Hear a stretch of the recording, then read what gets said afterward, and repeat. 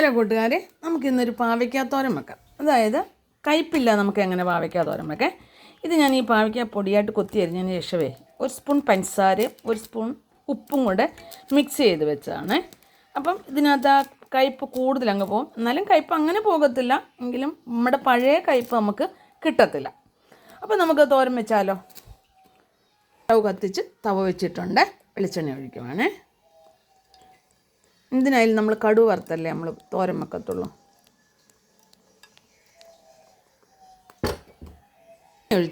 എണ്ണ ഒഴിച്ചിട്ടുണ്ട്. ഞാൻ കടുക് ഇടുകയാണ്, ലേശം ഇടുക. അപ്പം അതുപോലെ തന്നെ ഉണ്ടല്ലോ, നമ്മുടെ ചോറ് വെക്കുന്ന അരി ഉണ്ടല്ലോ, അരിയും കൂടെ ശകലം ഇടുവാണേ.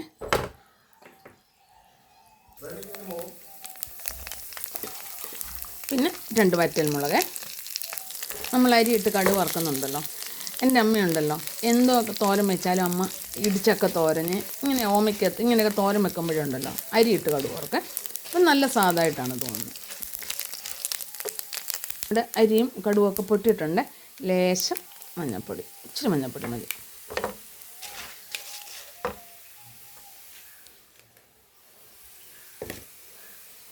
ഇതുണ്ടല്ലോ, സവാള, ഉള്ളി, പച്ചമുളക്, കറിവേപ്പില.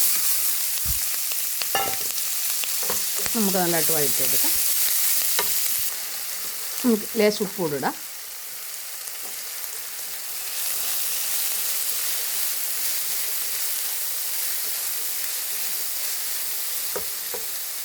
നമ്മുടെ ഉള്ളിയെല്ലാം വഴണ്ടിട്ടുണ്ട്, ഒത്തിരി മൂക്കണ്ട. നമ്മുടെ അറിയാമല്ലോ തോരന്. അപ്പം ഞാൻ തേങ്ങ ഇങ്ങോട്ട് ഇടുവാണേ.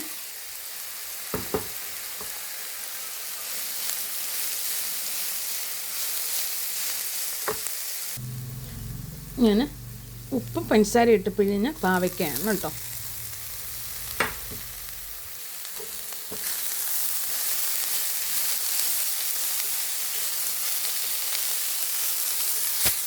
നല്ലതായിട്ട് നമുക്ക് ഇളക്കിയെടുക്കാം. നമ്മൾ ഉപ്പിട്ട് ഇളക്കുവാണെങ്കിൽ ഞങ്ങൾ ഈ വർക്കിനൊക്കെ വരുമ്പോഴേ പാവയ്ക്ക കൊണ്ട് വറുപ്പ് വരും. അപ്പോൾ ഞങ്ങൾ ഉപ്പിട്ട് ഇങ്ങോട്ട് ആ നീരുണ്ടല്ലോ ഞങ്ങൾ കുടിക്കുവാങ്ങ്. ഷുഗറുകാർക്കൊക്കെ നല്ലതല്ലേ അത്. ഇത് ഒത്തിരി കയ്പ്പ് പോകത്തില്ല, എങ്കിലും നമുക്ക് ആ കഠിനമായ കയ്പ്പങ്ങ് മാറിക്കിട്ടും.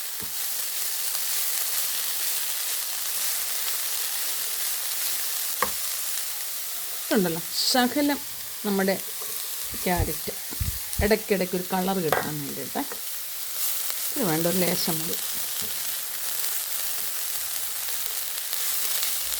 മുട്ട നമുക്ക് പൊട്ടിച്ചൊഴിച്ച് തോരൻ വെക്കാം, അതും നല്ലതാണ്.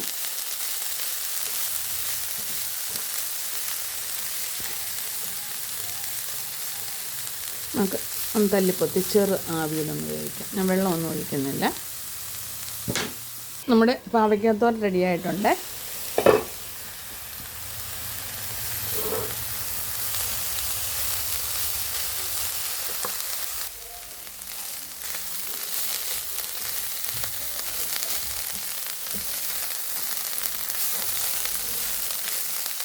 ഉപ്പൊക്കെയുണ്ട്.